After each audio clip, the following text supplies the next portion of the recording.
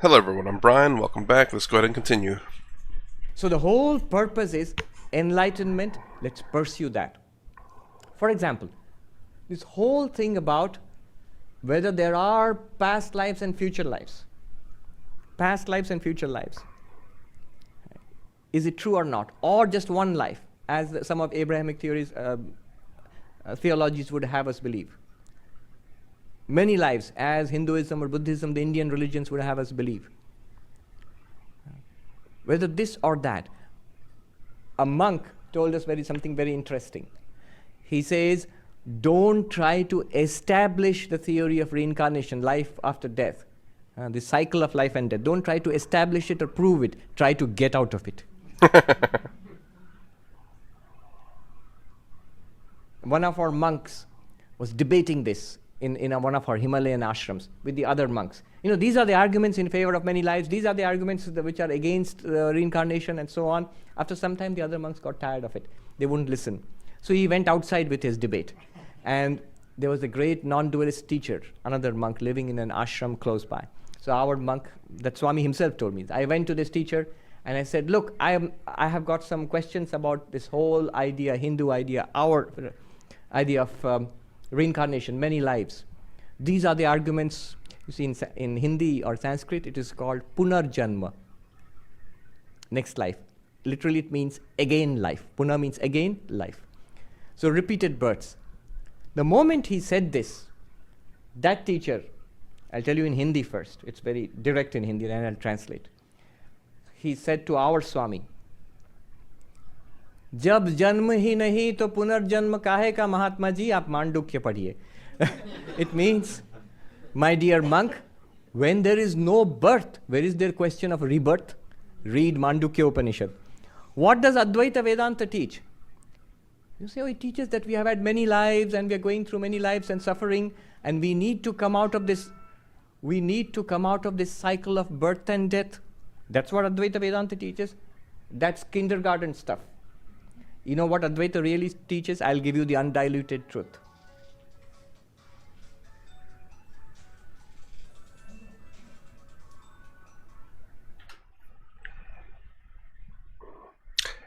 Is it the fact, well,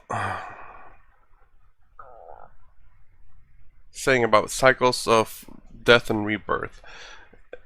If my understanding is correct, the fact that this is Maya, this is all in a sense an illusion. This is not reality. All this is a play. Some say Leela. I've heard that term before. It's a play from the gods, maybe, or something along those lines. But anyways, it's along the lines that this is not reality. So you trying to figure out whether there's death and rebirth irrelevant because this is Maya, an illusion. It's like you're trying to prove whether Maya is real or not. I'll give you the undiluted truth. Advaita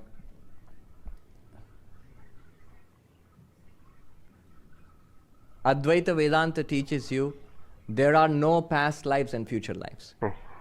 There never was. Brahman alone is true, the world is an appearance. Where are past lives and future lives? In the world, in Maya, in appearance.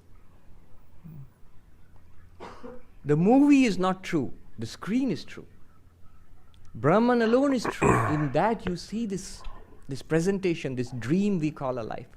There never was a past life, there never is a present life, there never will be a future life. That's what Vedanta tells you. You are, you were, you are, and you always will be Brahman. When a person becomes enlightened, what do you think happens?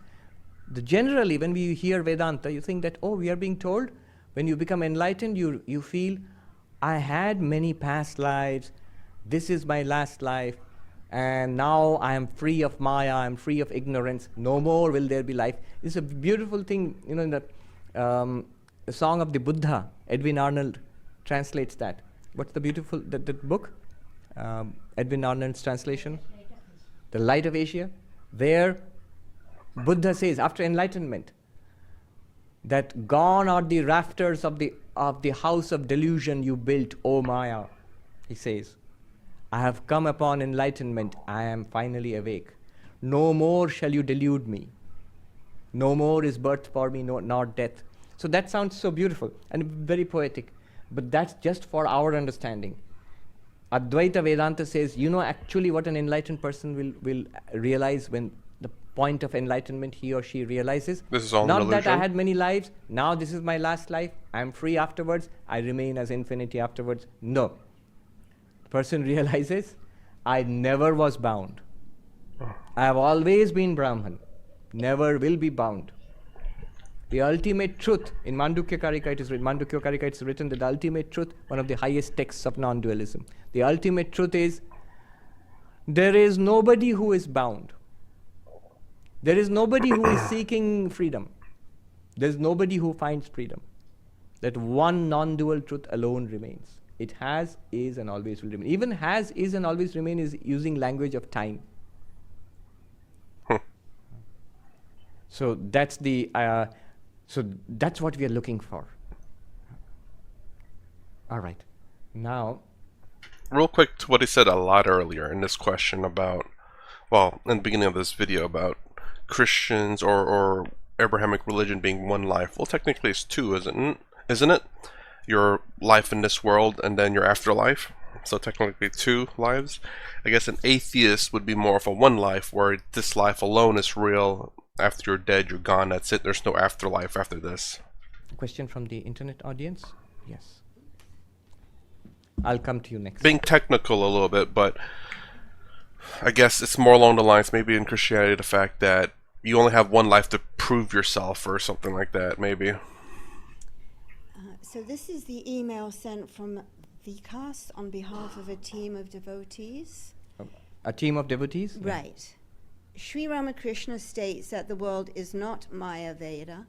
Brahman is qualified with Jiva and Jagat Tattva Traya. He does not believe in the world as Jagat as per the Shankara Advaita. In fact, this portion is not in the English Gospel but found in the Bengali Gospel. Why was it deleted in the English Gospel by Swami Nikhilananda? Why are your teachings more Shankara Advaita? Why are Ramanuj and Madhva Vedanta commentaries totally neglected? Why is so much importance given to Shankara Advaita when Ramanuj Advaita is more prominent in the Gospel of Sri Ramakrishna? Sri Ramakrishna clearly says that he is not Maya Vadi. Please clarify for us. All right. Okay, I couldn't really understand the question. I'm not going to play it back, but hopefully I understood it correctly. Hopefully, I think he'll repeat it.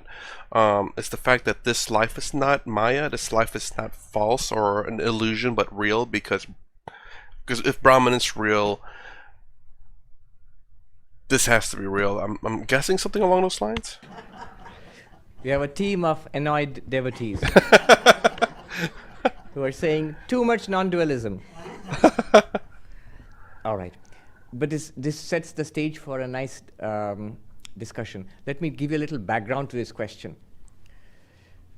Vedanta, we are sitting in the Vedanta society. What is it? It's the teachings of the Upanishads.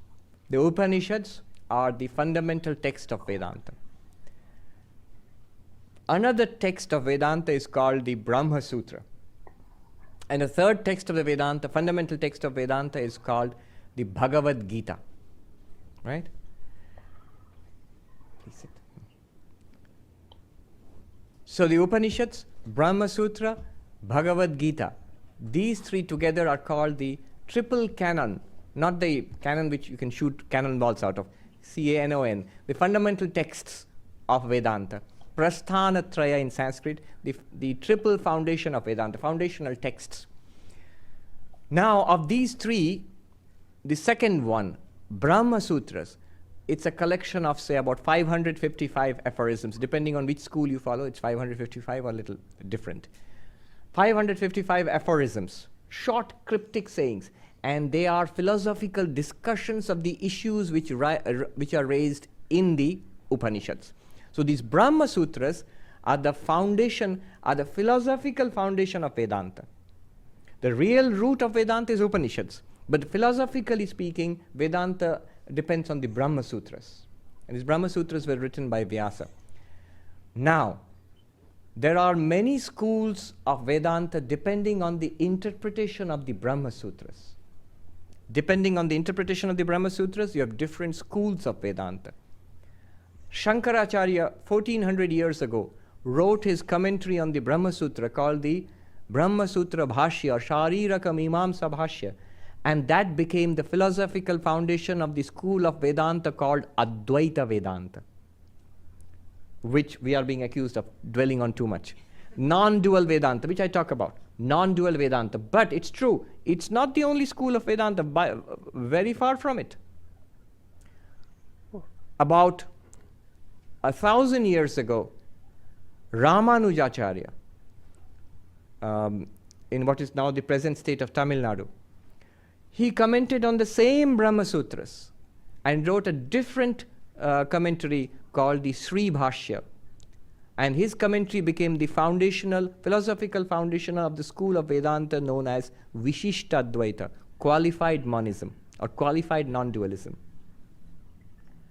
200 years after him, Madhvacharya, in what is now the state of Karnataka, Udupi, there's a place now, he wrote his own commentary called the Purna Pragya Bhashya on the same Brahma Sutras, giving rise to the Dvaita Vedanta, the dualistic school of Vedanta. Look at this, non-dualistic school, qualified non-dualism, dualism, Advaita, Vishishtadvaita, Dvaita, and there are major differences in these schools. They all talk about Brahman, but in different ways. For example, a central difference is, Shankara says, you are Brahman. Really, if you know yourself, you are Brahman. Ramanuja says in Vishishtadvaita, you are not Brahman, you are a part of Brahman. This whole universe is a unity, not an identity. It's a unity composed of parts. Wow, I was thinking more along those lines, but at the same time, also thinking, how do you not separate yourself and you think of you as being everything and everything being as one? Is that weird to say? But and the thing that keeps this thing together for me is the dream example. In your dream, you are everything in that dream. You are the bricks, you are the dirt, you are the people, you are yourself, you are the sky, you are the oxygen, you are everything in there. There's nothing separate from you in your dream. But then this one talks about as, which is something I see both ways. It's just kind of, I don't know whether the individual pieces of this one big thing, or like your body, you're the heart, there's the liver, there's the stomach, it's all, Brian here. It's all one big piece called Brian, and you're one part of the cell, you're one part of the nail, etc. Just as your hands and feet are parts of you, but they are not the whole of you. Yeah. Huh. Similarly, we are all parts of God. But you are not identical with God. And it's like a wave and an ocean. The wave is not the ocean. It's a part of the ocean. And Dvaita Vedanta says, you are not even part of God, let alone being one with God. God is different. Brahman is different. You are different. You are an individual, destined to remain an individual. And God is the ruler of this universe, and you are the subjects. It's a very dualistic form of religion. I mean, when you come to it from other world religions, you will find the dualistic Vedanta is easy to understand. That's mostly what you would find other religions are saying. The qualified monism is a step higher, and Advaita Vedanta is another step higher. Now, and there are other schools. There is Vallabhacharya's Shuddhadvaita, Nimbarkacharya's Dvaita-Advaita. The ISKCON, the Hare Krishna monks, just today somebody asked me, oh yes, today in Central Park, are you a Hare Krishna? We have to say, no, I am a Ramakrishna. But there are, the fundamentals are all rooted in Vedanta. That won't work, Bill. You have to switch it off. He's sitting on it. You have to switch it off. Yes.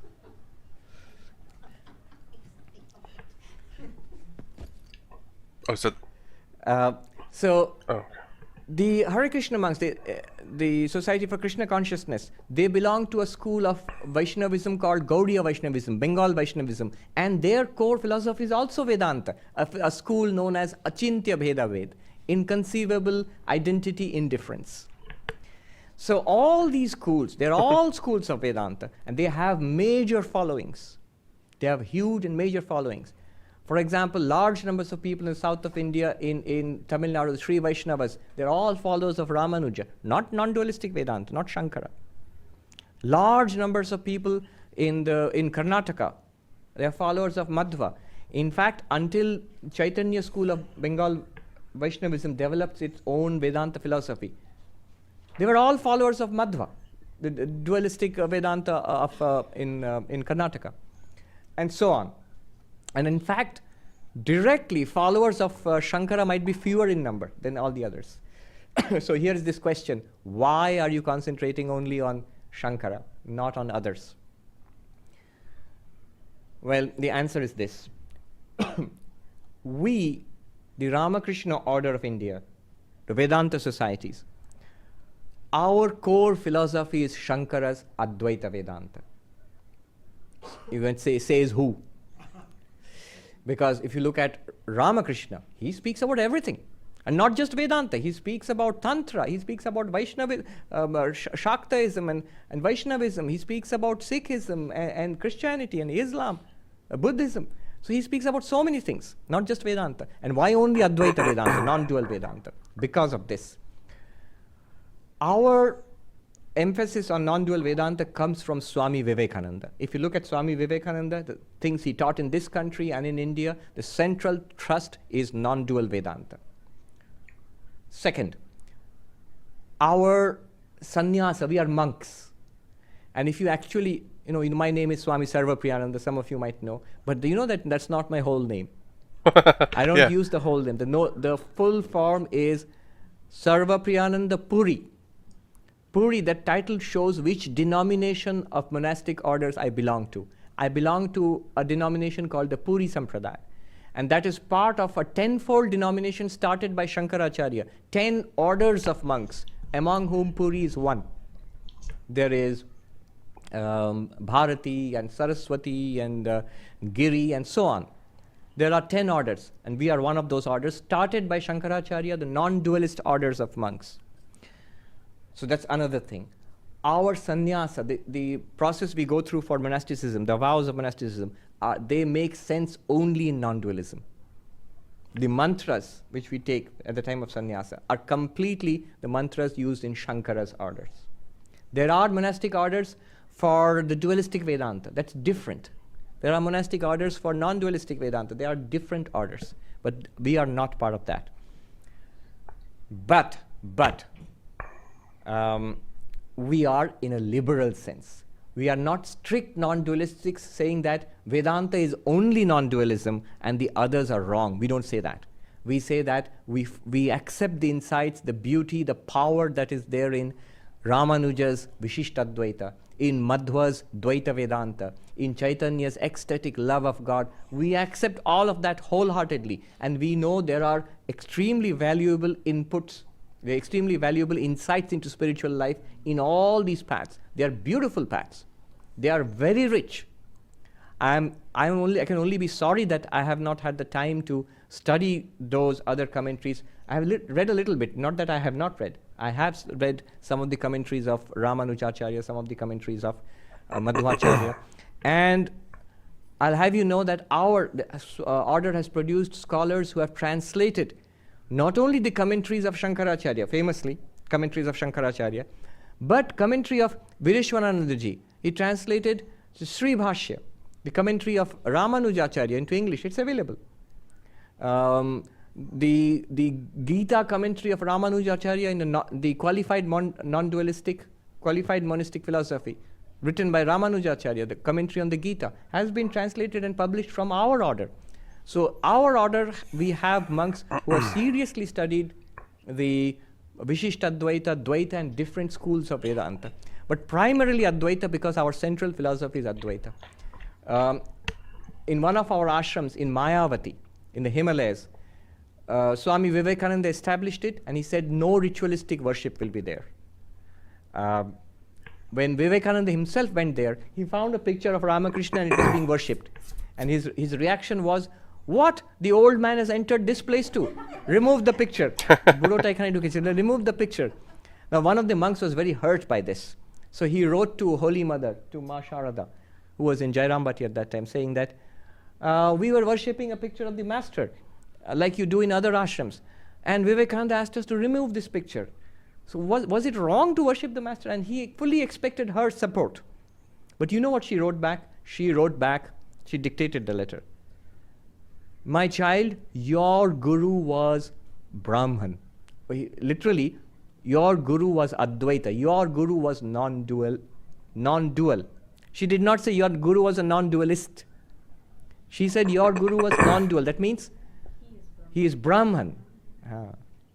And then she says, I can say with great certainty that you are all non-dualists. Tomra shabai advaitavadi. আমি নিশ্চিতভাবে বলতে পারি তোমরা সবাই অদ্বৈত. You are all non-dualists. Therefore, what Vivekananda has done is right for that place. Vivekananda set up all this range. You can have dualistic worship, but the background philosophy is always non-dual. When you actually hear the mantras of the worship, that reality which is within, I worship thee in this form externally. It's non-dualistic. Even Durga Puja, if you see the mantras, non-dualistic actually. There's a background of non-dualism behind it. Another point here. I just said Advaita is the highest, next Vishishtadvaita, Dvaita next. Why did I say that? Would a dualist accept it? That dualism is a rung in the ladder, next rung is qualified non-dualism, and the highest is non-dualism. Would a dualist accept it? Never. Never ever in 1,000 years. And literally I mean that they have not accepted it in 1,000 years, literally. So why do I give this ladder analogy, that dualism, qualified monism, then non-dualism? Yeah, I was going to say that, you don't say, yeah, your religion, my religion, or ways of life, Because Vivekananda has used it. Yes. I'm getting signals that the food is ready, yes. Bhagavan Ramakrishna also says, Advaita is the final. Sri Ramakrishna, as he pointed out, has said, Advaita is the final stage. So Vivekananda gives this ladder idea. First this and then this. But Ramakrishna also in some places has been quite indifferent to it. He does not say you have to go through this first or that first. He says, take up any one of them, follow it carefully, and you will get it. I went because I realized why he put it in that order. Dualism, which is what everyday is for most people, qualified non-dualism, because eventually you'll see yourself as part of Brahman, not separate from Brahman, but just part of Brahman, like a part of the body.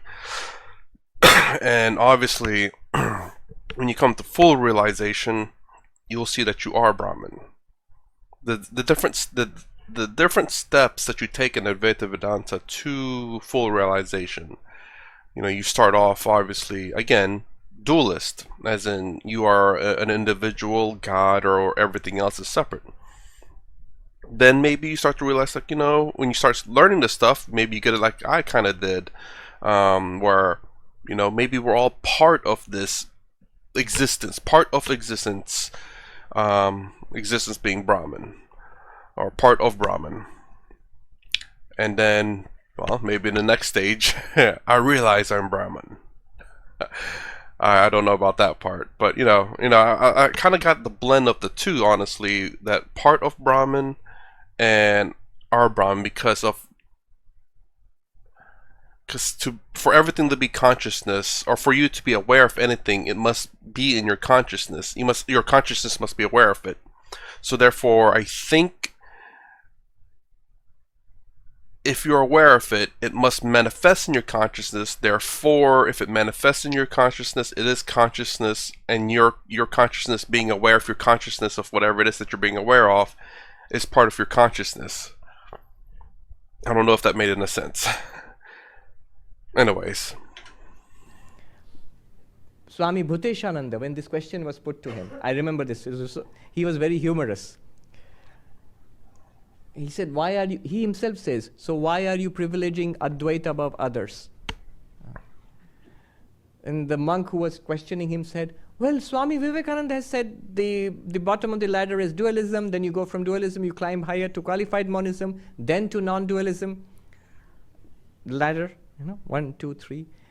And Bhuteswaranji's reply was his inimitable humor and insight, He just said, the ladder can also be reversed. You can change it. Then non-dualism becomes the bottom. Then you go from the qualified monism and then to dualism. And actually, if you go to Gaudiya Vaishnavism, if you ask them about non-dualism and dualism, they will say non-dualism is at best what they call Mayavada. So non-dualism is at best a very superficial and external understanding of reality. As you go deeper, if you advance in spiritual life, ultimately you will end up with the personality of God. You will end up with Krishna. And what is non-dualism? These non-dualists who keep talking about infinite consciousness, they just sense the light emanating from Krishna's body and then they fall unconscious. If they would only go deeper, they would find Krishna. So from their point of view, so there are many very interesting things. Those who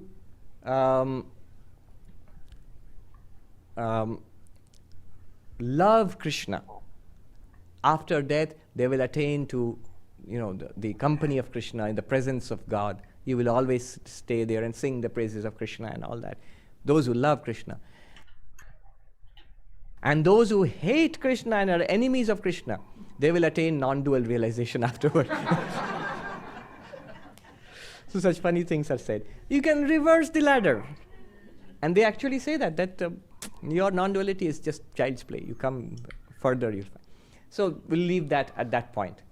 One final point I wanted to make was a monk wrote a letter to Sri Ramakrishna. The question was Sri Ramakrishna, Gospel of Sri Ramakrishna, it stresses Vishishtadvaita, qualified monism. The complaint is you find more bhakti there, less of non-dualism. So why are you stressing non-dualism so much?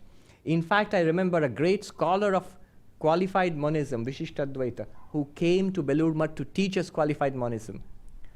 Lakshmi Tatacharya. He had studied Vedanta for 40 years. It's called Ubhaya Vedanta, Tamil Vedanta and Sanskrit Vedanta. For 40 years he studied to master it. So he came to teach us. He speaks only in Sanskrit.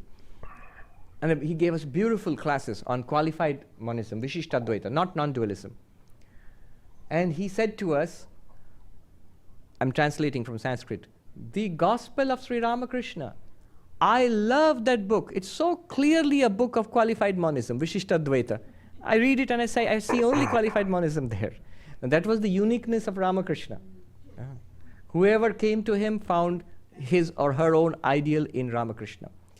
But yes, there is a lot of qualified monism in Ramakrishna, in the Gospel of Ramakrishna. I'll end with this. A monk wrote a letter to Swami Turiyananda. What would you say was the philosophy of Sri Ramakrishna? Advaita, non-dualism, Vishishtadvaita, qualified monism, or Dvaita, dualism? What is the philosophy of Sri Ramakrishna? Yes. You are a disciple of Sri Ramakrishna. The answer is worth reading. Several pages towards the end of this book. The Treasures for Spiritual Seekers, the letters of Swami Turiyananda, towards the end, I think almost maybe the last letter, or the last but one, it's a long letter. Swami Turiyananda writes, describing non-dualism, qualified monism, dualism, Sri Ramakrishna's teachings, and then finally writes, if you push me into a corner and you say, no, tell us straight, what was Sri Ramakrishna's philosophy? Dualism, non-dualism, qualified monism? Which school of Vedanta did he subscribe to? His answer is instructive. His answer is, Sri Ramakrishna's philosophy was, to put it in one phrase, realize God by whatever means possible. By whatsoever means possible. Dualism, non-dualism, qualified monism, whatever means possible, become enlightened. In Bengali, Josho kore Bhagavan labh karo. This is the phrase in Bengali, which means realize God by whatsoever means possible. Very Buddha-like there. All right. Time for prasad. I'll remind you once again of Durga Puja on Thursday and on Sunday. Thursday at 8 o'clock and Sunday, do come and join in the festivities. I wish you, everybody, all of you, a very happy Durga Puja.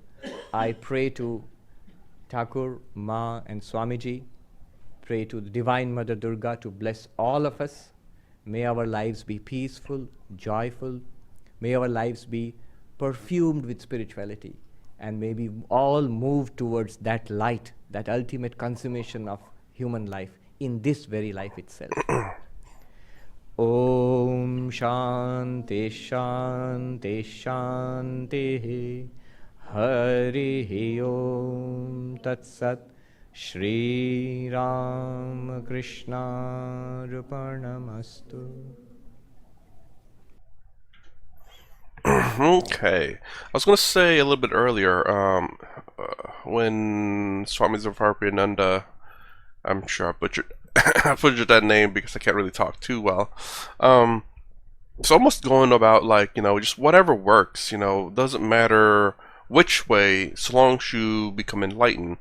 Like how he was talking about the different schools and how we don't dismiss them, we find them to be great.